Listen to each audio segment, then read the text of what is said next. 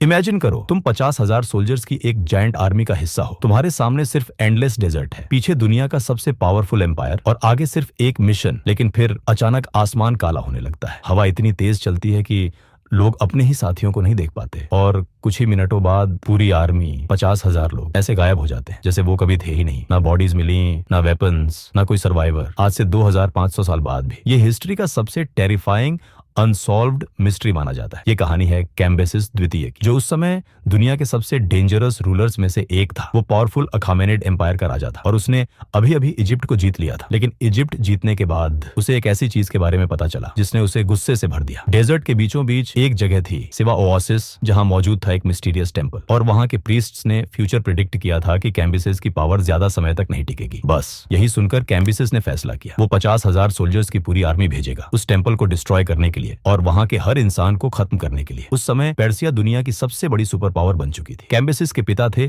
Serious the great, जिन्होंने आधी दुनिया जीत ली थी। कैम्बिसेस ने अपने पिता की लेगेसी को और आगे बढ़ाया। उसने इजिप्ट पर हमला किया और फेमस बैटल ऑफ पेलुसियम में इजिप्शियन आर्मी को हरा दिया। इसके बाद पूरा इजिप्ट पर्शियन एम्पायर के कंट्रोल में आ गया। लेकिन इजिप्ट जीतने के बाद भी कैम्बिसेस शांत नहीं हुआ। उसका अगला टारगेट था सिवा ओएसिस का फेमस ओरेकल, एक ऐसा प्रीस्टहुड जिसके बारे में लोग मानते थे कि वो गॉड्स से बात कर सकते हैं। एंशिएंट हिस्टोरियन हेरोडोटस ने लिखा है कि कैम्बिसेस ने अपने 50,000 सोल्जर्स को थीब्स से डिजर्ट के अंदर मार्च करने का ऑर्डर दिया। उनका मिशन सिंपल था, सिवा पहुंचो, टेंपल जलाओ और किसी को जिंदा मत छोड़ो। आर्मी डेजर्ट में मार्च करना शुरू करती है। पहले कुछ दिन सब नॉर्मल था। सोल्जर्स धीरे धीरे वेस्टर्न डेजर्ट के अंदर बढ़ रहे थे। उन्होंने एक ओएसिस क्रॉस किया, फिर दूसरा, फिर वो एक ऐसे हिस्से में पहुंचे जहां चारों तरफ सिर्फ रेत थी, ना कोई रास्ता, ना पानी, ना डायरेक्शन। और तभी एक मैसिव सैंडस्टॉर्म शुरू हुई। हेरोडोट्स के अनुसार हवा इतनी खतरनाक थी कि सोल्जर्स अपने पैरों पर खड़े भी नहीं रह पाए। सैंड उनके चेहरे, आंखों और मुंह के अंदर घुसने लगी। कुछ ही देर में पूरा आसमान रेत से भर गया और फिर 50,000 लोग हमेशा के लिए गायब हो गए। ना कोई वापस लौटा, ना किसी ने उनकी चीखें सुनी, ना किसी को पता चला कि वो आखिरी बार कहां देखे गए थे। लेकिन असली मिस्ट्री यहां से शुरू होती है। इतनी बड़ी आर्मी अगर सच में डिजर्ट में मर गई थी तो उनके रिमेन्स कहां गए? 50,000 बॉडीज, हजारों वेपन्स, घोड़े, आर्मर, कुछ तो मिलना चाहिए था। लेकिन 2500 साल तक कुछ नहीं मिला।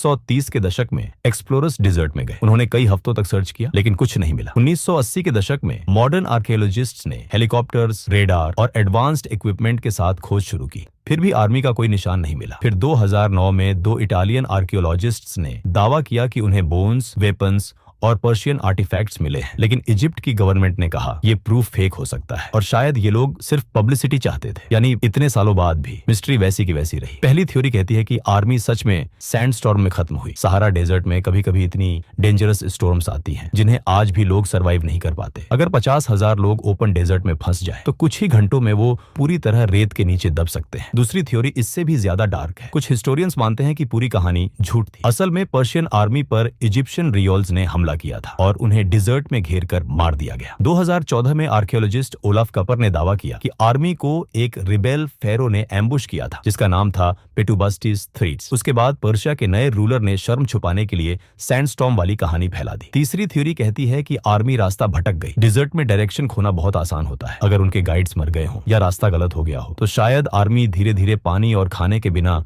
खत्म हो गई। और चौथी सबसे मिस्टीरियस थ्योरी, कुछ लोग मानते हैं कि सिवा ओएसिस के ओरेकल ने सच में किसी सुपरनैचुरल पावर का इस्तेमाल किया। उन्होंने कैम्बिसेस की आर्मी को कर्स कर दिया और इसी वजह से पूरी आर्मी बिना किसी निशान के गायब हो गई। आज भी इजिप्ट के डेजर्ट के नीचे कहीं ना कहीं शायद 50,000 सोल्जर्स की वो लॉस्ट आर्मी दबी हुई है। शायद किसी दिन आर्कियोलॉजिस्ट्स को अचानक हजारों स्केलेटन्स मिल जाए या शायद सच कभी सामने ही ना आए। लेकिन एक बात आज भी लोगों को डराती है, इतनी बड़ी आर्मी, पूरी दुनिया की सबसे पावरफुल एम्पायर की आर्मी, अगर वो भी डेजर्ट में ऐसे गायब हो सकती है तो सोचो उस आखिरी स्टॉर्म के अंदर उन सोल्जर्स ने आखिर क्या देखा होगा।